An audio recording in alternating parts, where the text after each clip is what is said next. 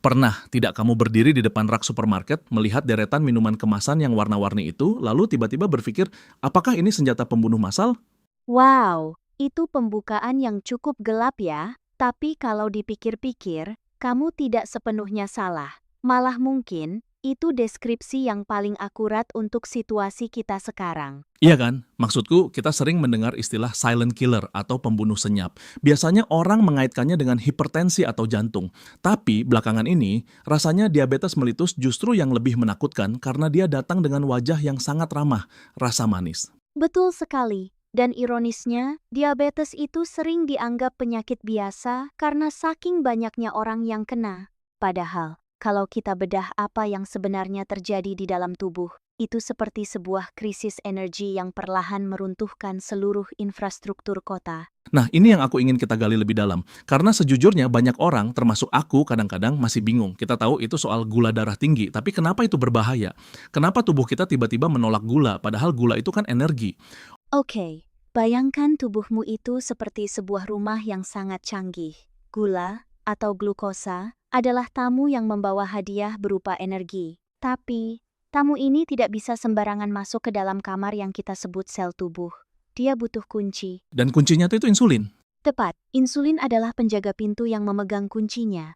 Dalam kondisi normal, kamu makan nasi atau roti, gula darah naik, pankreas mengirim insulin, pintu dibuka, gula masuk ke sel, dan jadilah energi, semua bahagia.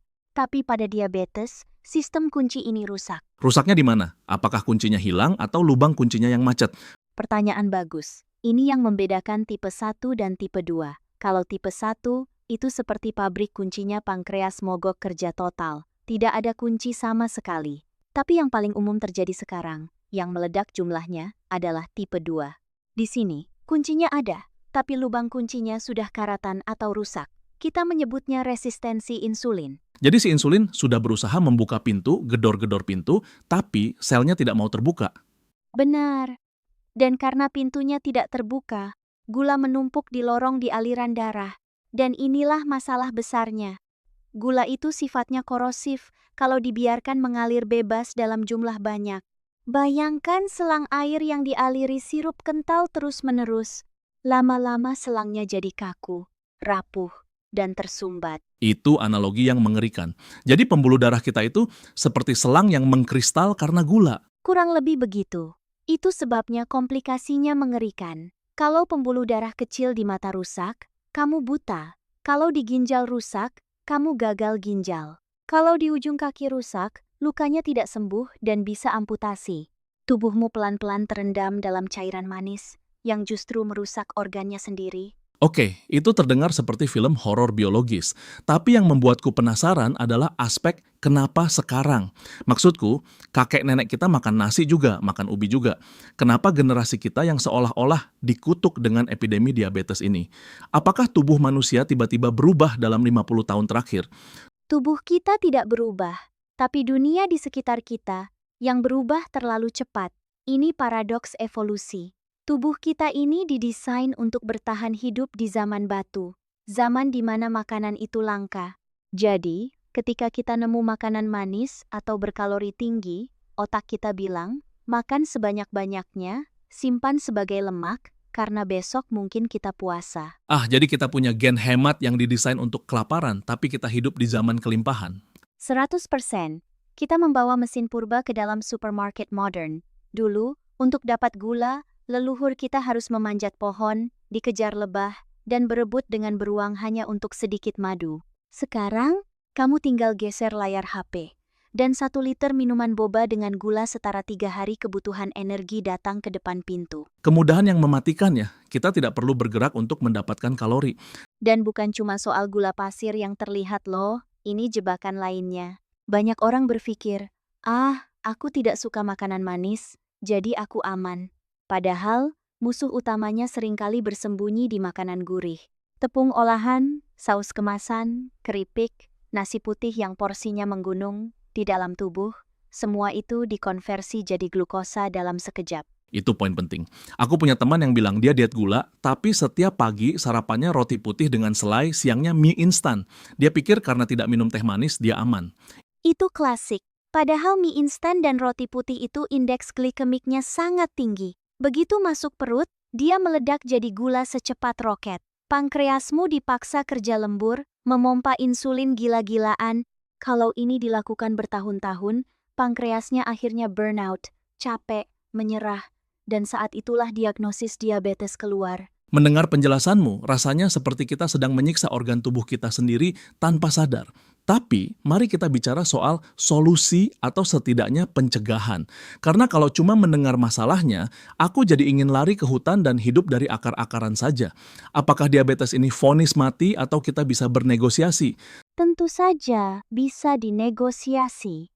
Bahkan, banyak ahli sekarang melihat diabetes tipe 2 bukan sebagai penyakit yang harus diobati dengan obat seumur hidup saja, tapi sebagai masalah gaya hidup yang harus dibalikkan. Ada konsep remisi. Remisi artinya bisa sembuh total.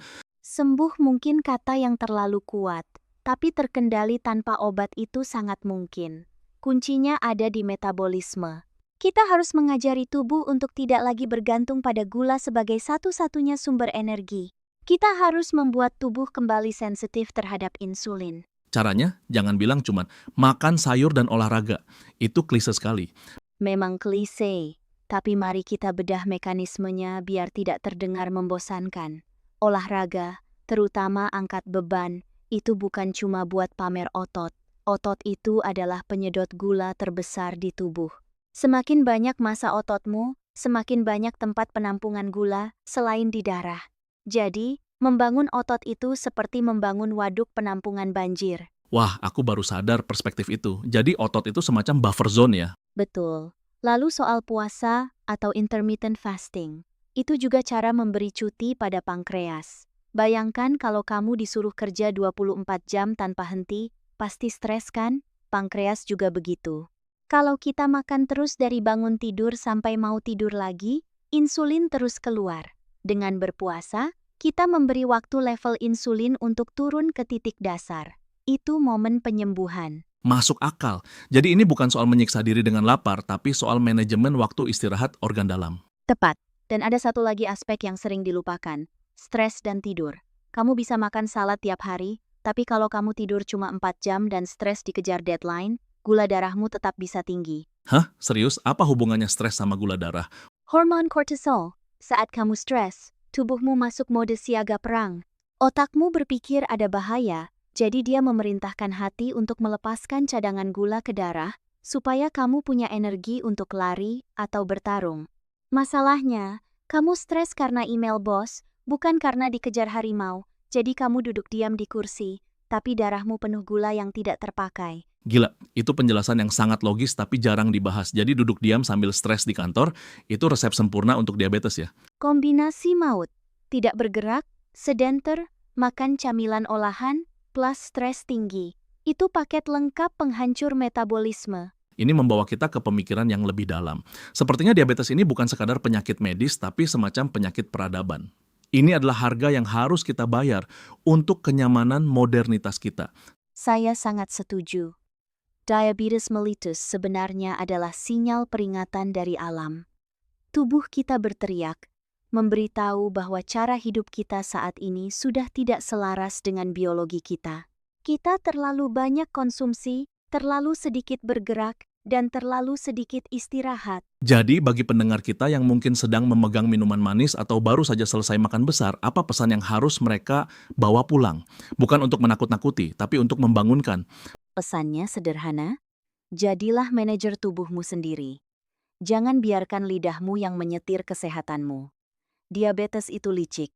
Dia tidak sakit di awal. Dia menunggu sampai kerusakan sudah parah baru muncul gejalanya.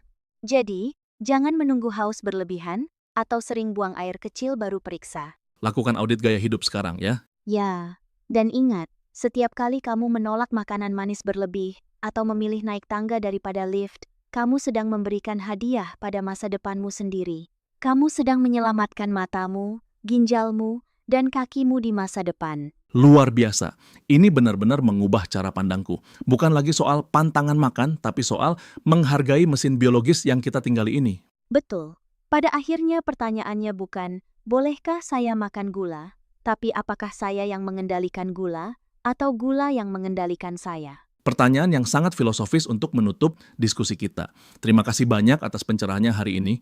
Rasanya aku akan memandang nasi putih dan teh manis dengan tatapan yang sangat berbeda mulai sekarang.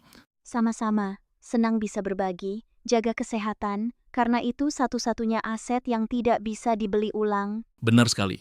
Sampai jumpa di episode berikutnya dan tetaplah kritis terhadap apa yang ada di piringmu. Klik like dan subscribe jika Anda merasa video ini bermanfaat untuk Anda.